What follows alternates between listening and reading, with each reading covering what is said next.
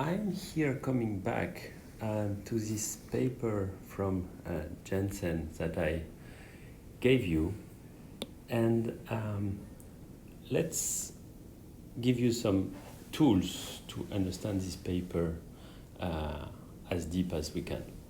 So we're in yeast Saccharomyces cerevisiae. This is a mother cell. And this is a budding daughter cell.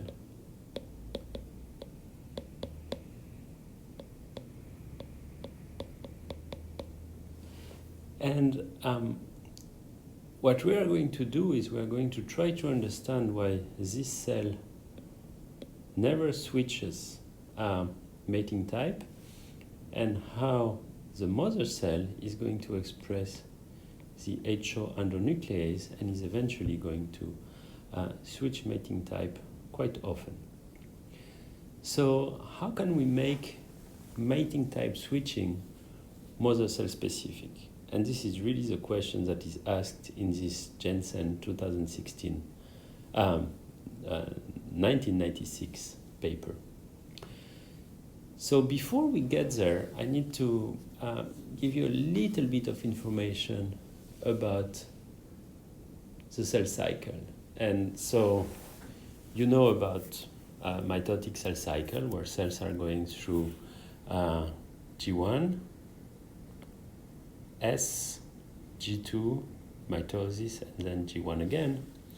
So this cycle, as is illustrated here in two different cycles,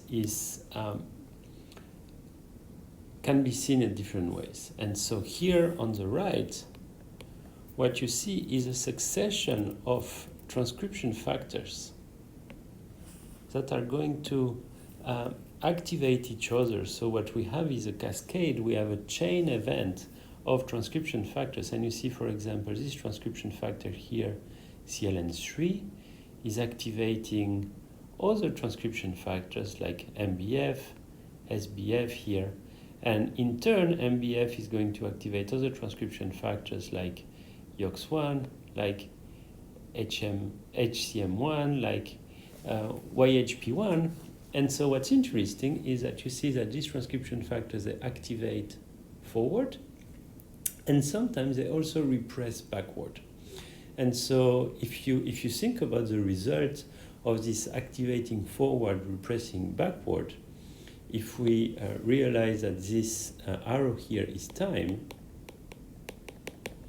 basically what they do is they help the system process in a timely manner. You repress things that are in the past, and you activate things that are in the future. And so basically what you do is you progress in time.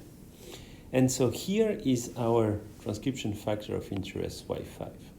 So Y5 is going to be expressed at the end of G2, the beginning of mitosis, and Y5 is a transcription factor that is going to initiate this whole process. On the other side of this screen, we see another cycle that is processing through the mitotic cycle, and these are kinases. And you can see that the same way that transcription factors are active and are going to follow the cycle, there is a whole kinase cycle where different proteins are going to be activated or repressed at different stages of the cycle.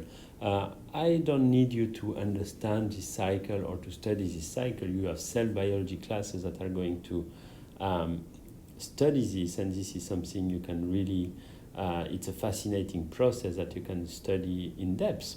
Here, I just want you to recognize that it exists, and you have cell biology event with this cycle of kinases that get activated and deactivated during the cell cycle, and also produce and not produce during cell cycle, and a cycle of the transcription factors that are going to activate each other in this sort of chain reactions that are constantly cycling through the mitotic cycle.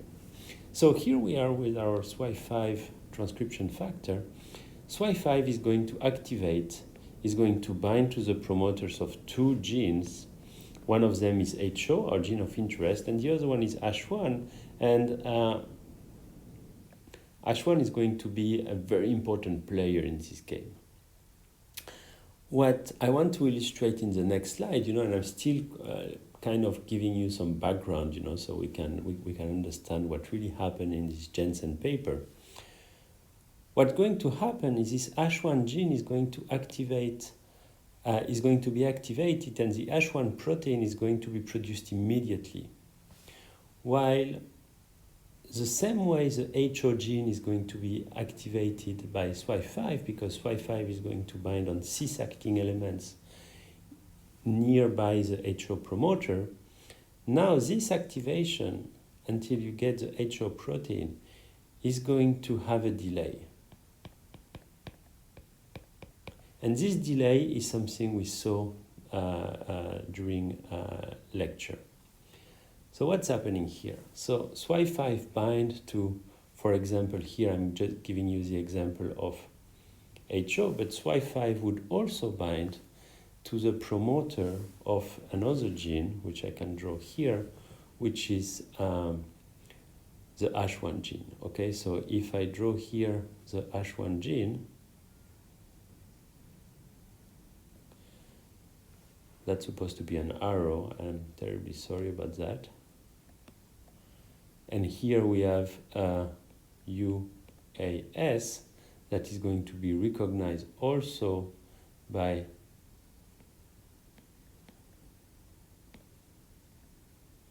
SWI5, and this is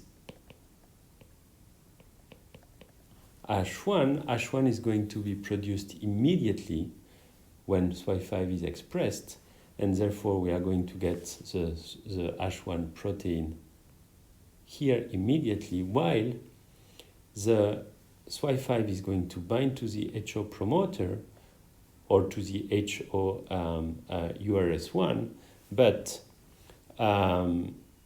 this is not going to be an immediate activation. You still need all these other factors to bind, and activation, transcription, the polymerase is going to be loaded only much later, almost when you are at the junction between G1 and S phase. And so this is an important thing because we are going to get this system, with a delay.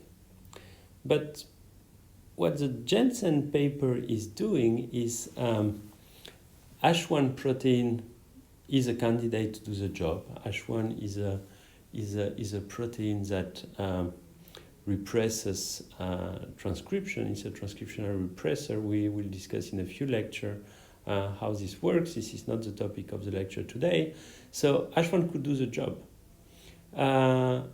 If ASH1 is doing the job of eliciting the differential expression of HO, in mother cells, but not in daughter cells,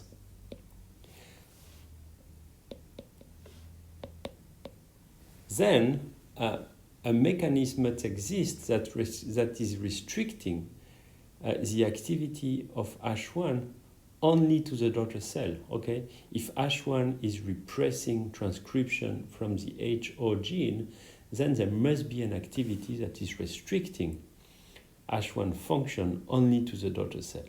And this is really the hypothesis that is formulated in the Jensen paper. Can we create a screen that is going to identify the factors that are restricting ASH1 activity only to the daughter cell? Okay, so the postulate is that this is something that is specific to the daughter cells, and therefore this is not happening in the mother cells, and in the mother cells you get this normal activation process. So these cells would have been activated the same way, except that ASH1 somehow was directed to this URS1, and therefore there is no transcription. Let's design a screen that is going to identify the factors that are going to restrict ASH1 only to the daughter cells. And so how are we going to do this? So if I go back to the previous slide, what we could formulate as an hypothesis is say, okay, if such a function exists, if there is a function that is restricting, if there is a function that is, I'm going to write it, restrict H1 function to the daughter cells,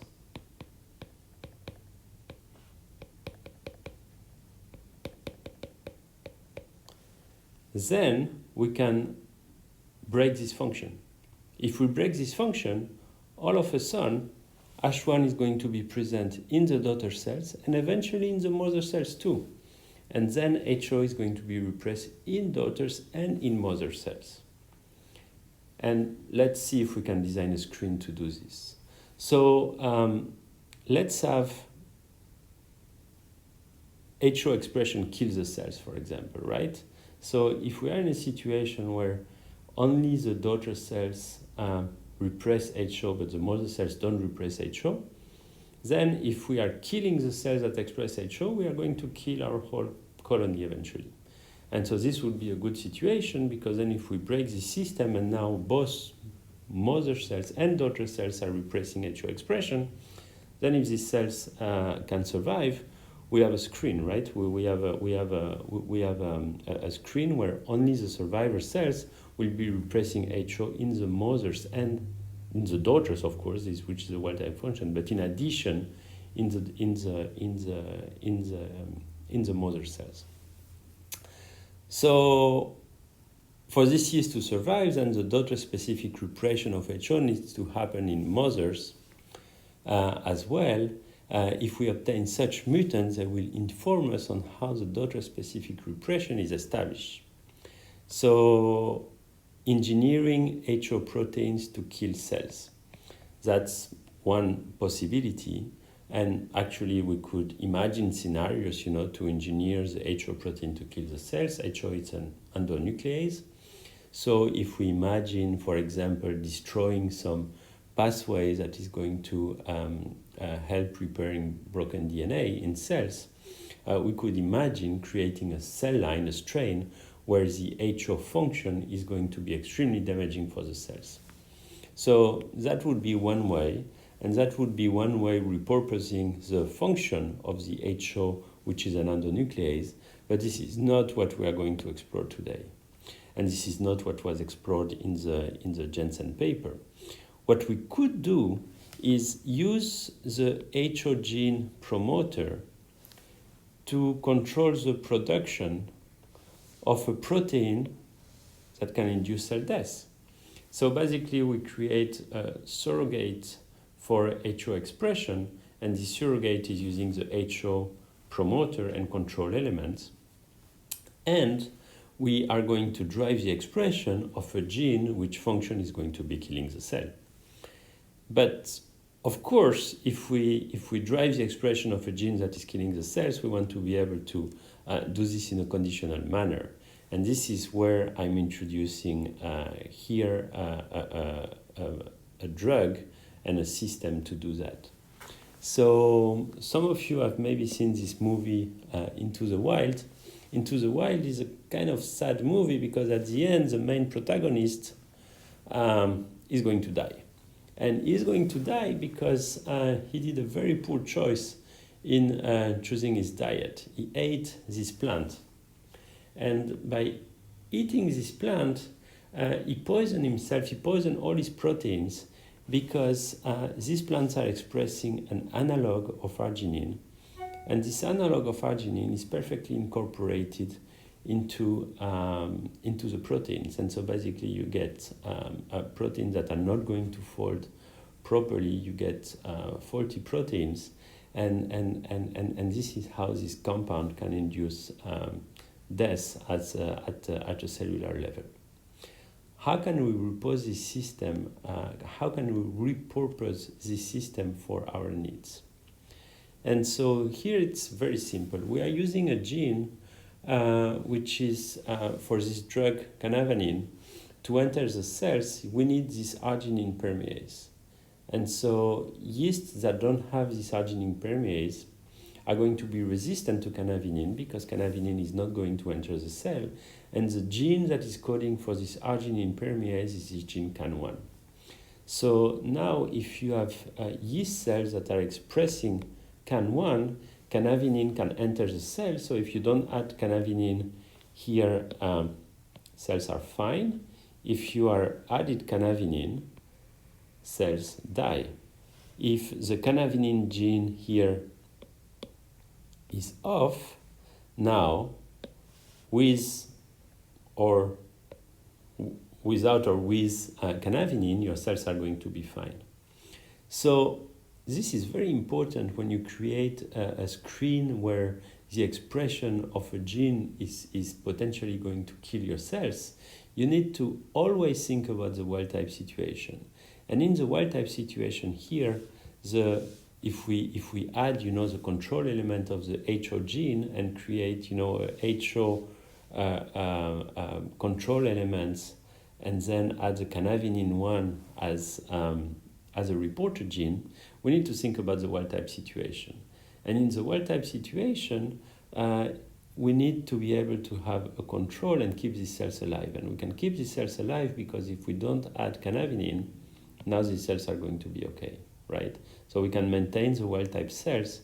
This is what we are doing here in the situation where the gene is on, but we are not adding canavinine. And then when we do our mutagenesis in our screen, we go into a situation where we are adding canavinine and we are selecting out the wild-type cells, and we are screening for these cells that are going to become resistant to canavinine after the mutagenesis. Okay, so this is a very important part of the screen. So how are we going to do this? This is a structure of the HO promoter in the wild-type cells.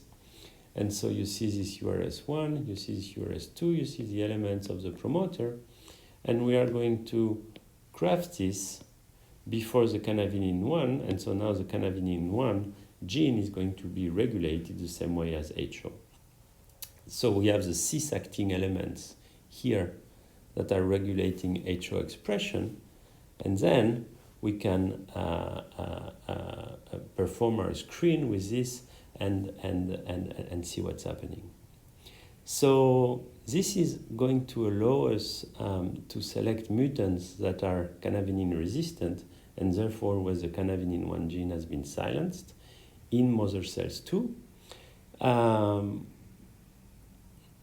But it is not going to give us only that. And so the main problem when we have a strategy like this and we do a mutagenesis is that we can also mutate a lot of other things, that are not the transacting elements binding on these control elements. So our goal is to get the transacting elements binding here, but in a screen like this, we are also going to get mutants of the cis-acting elements we engineer here. We could also get mutants of the canavinine 1 gene itself, and all these mutants, all these loss of function mutants are going to be mutants that are going to score in our screen because they are going to allow the cells to grow. And so we get what we want. We can get mutations in the transacting elements that are going to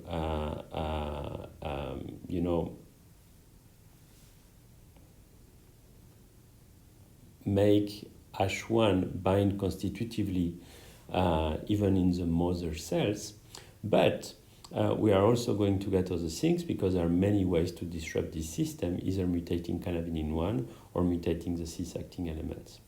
And so for this, the authors generated a redundant system, and they use a second reporter, and this second reporter is using this gene adenine 2, ADE2.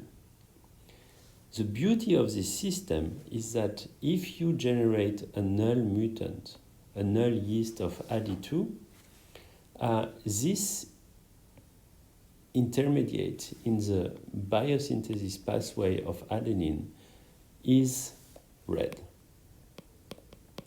It has a color, right? And this component here that I'm going to draw in black, for example, is not red. Okay, so we have intermediates in the biosynthesis pathway of adenine.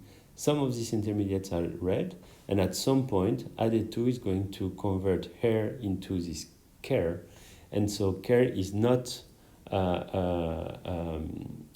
doesn't have any color, and so therefore adenine minus strains, as shown in this plate, are red.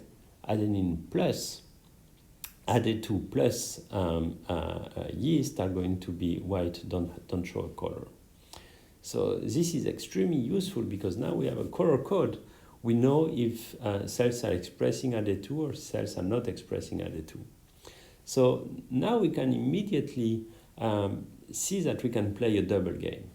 We can have, as I described, previously, a system where we have the canavinine selection. This is a life-death selection. And so what we want is mutants where H1 is going to bind constitutively to the cis-acting elements that we placed before the canavinine 1 site. So we want cells where the system is going to be off constitutively, where canavinine 1 is going to be off constitutively, and so that are going to be resistant to canavinine. So we want this. But at the same time, if we add a system where we put the cis-acting elements controlling HO in front of the ADE2 gene, the wild-type situation, we are going to have white colonies, but we want these colonies to turn red because then the ADE2 gene is mutated. So what we recognize here, and I want you to remember that when we do a mutagenesis, we have a few mutations per cell. We don't do a lot of mutations per cell. We are screening here for any event where the cis-acting elements that we are doubled here are going to be mutated. So, for example, if something bad happens, and we mutate a cis-acting element here in the CAN1 gene, or if we mutate the CAN1 gene itself, now these cells are going to be resistant, even if they're not the mutant of interest, but they are going to be white because we didn't mutate here and we didn't mutate here. And vice versa, the opposite is true. If we make a mutant of the ADE2 gene, these cells are going to be red in a constitutive manner. Okay, these ones are going to turn red, but the canavinine 1 system is not affected because it's in another piece of DNA, and therefore we if we screen asking for the two things to happen, we want the canavinine gene to be constitutively off and the ADE2 gene to be off too, then it is probably a transacting element that has been changed, that has been influenced. And this is really what we want. We want a transacting element to be influenced here. We don't want any mutations of the genes themselves, and we don't want any mutation on the cis-acting elements. We still have a problem here. So now we are really screening for a transacting effect, but we still have the problem is that if we score for things that are going to prevent HO from being expressed in the mother cell, of course we could have a constitutive binding of a repressor like H1, and H1 could come and bind here, and therefore prevent transcription. But most likely what's going to happen is we are going to start accumulating mutations, right? We are going to start accumulating mutations in the different proteins that are essential for HO expression. So we have the SWI/SNF complex, we have the SAGA complex, and we have SBF. These are all candidates to accumulate mutations that are going to prevent the expression of HO, and we are going to get the same phenotype. And so in the Jensen paper, what they recognized is that all of these events are going to be specific to URS2 and not URS1.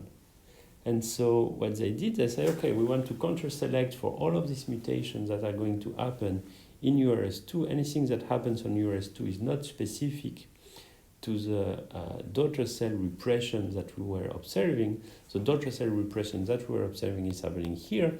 So let's screen for this system here for the URS2 cis-acting regulation to be still functional. So for this, you want to eliminate URS1 from the picture, and then you replace it by another upstream regulating sequence that is going to be a weak activator here. So you add a weak activator, and we don't really care what it is, that is going to create a basal activity that is going to help, licensing as the expression. And now we are not licensing the expression of HO, we are going to license the expression of a reporter. And now we are using LAC-Z because LAC-Z gives these blue colonies, and so this is super useful. So we have this weak minimal activator, and then we are probing the cis activity of URS2. Okay, we want URS2 to still be functional. We want all the transacting factors that are going to bind to this URS2 to be still functional and to activate this reporter. And so in the end, we want to maintain the URS2 dependent LAC-Z activity, and therefore any mutant we find will be specific to URS1. And this is exactly what they did. They built a URS1, URS2 reporter that is driving CAN1. They built a URS1, URS2 reporter that is driving ADE2.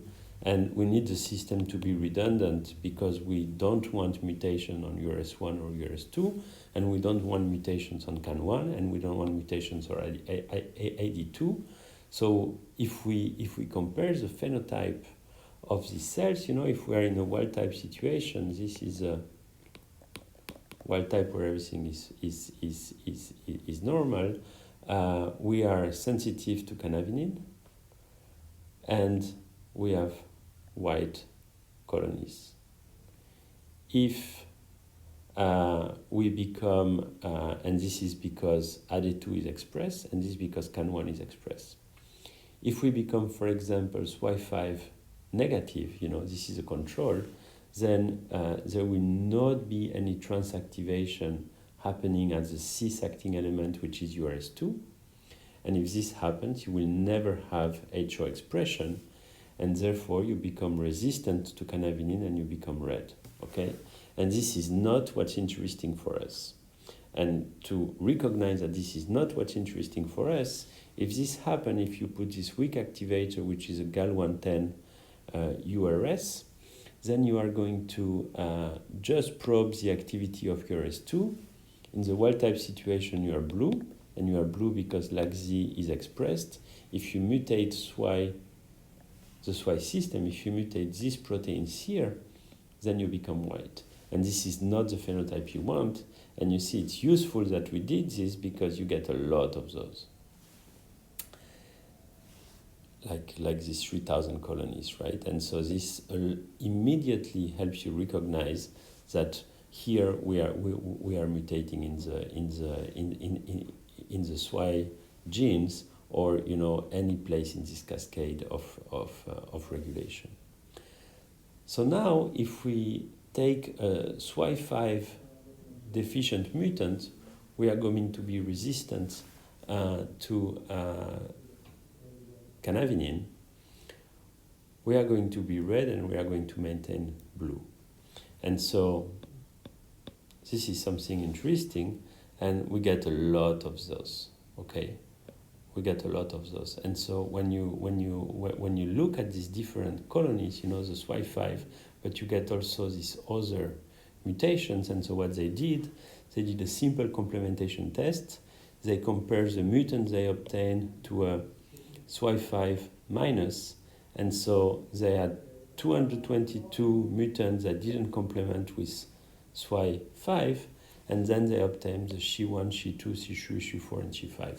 So basically, only a handful of mutants that are not SWI5 mutants, in this screen that are going to be resistant to cannabinoids, that are going to be red and that are going to be blue. And these are the proteins that we are going to discuss in class on Wednesday.